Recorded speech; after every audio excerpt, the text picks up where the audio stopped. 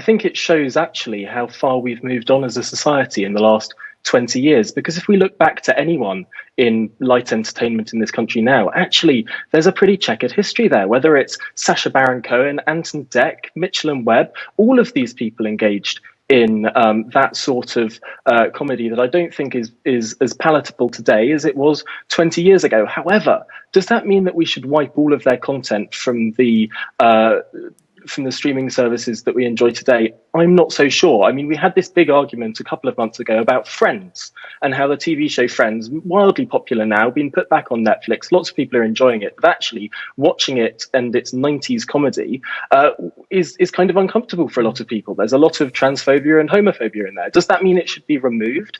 Absolutely not. Should this show be wiped from the archives because of Piers Morgan's rants about trans people and pretending to be a penguin or whatever? I don't think that necessarily means. Well, I could put up a good argument for why that wasn't. What is important here is what people are primarily known for. So, of course, we can talk about people like George Washington or Thomas Jefferson who owned slaves, but actually, was that what they were known for, and is that what they are celebrated for? Absolutely not.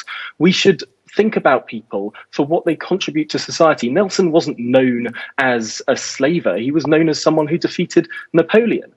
There are plenty of people in this country, throughout the history of this country, who have engaged in the terrible, horrific, injustifiable practice of owning other people.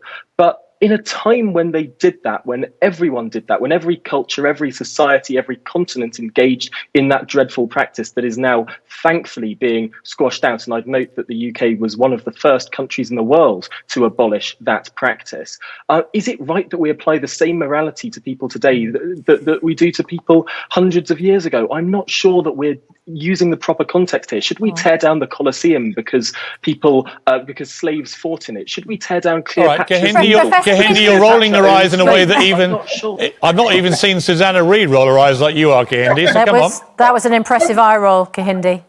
Thank you. But come on. I mean, this is the debate here. I mean, anti-slavery protests have been going on for centuries. And partly about this, well, what are they most known for, is about the rewriting and whitewashing of history.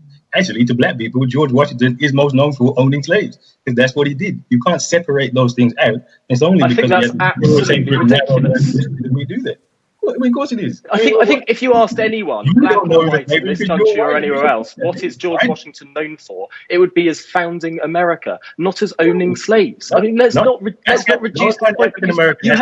You have valid points to make about people who literally spent their lives dedicated to subjugating other human beings on the base of race. That is valid, and you reduce your point. You undermine that. You start saying Washington spent his life oppressing black people. He owned black people. How are you saying that's not? I think what we're actually doing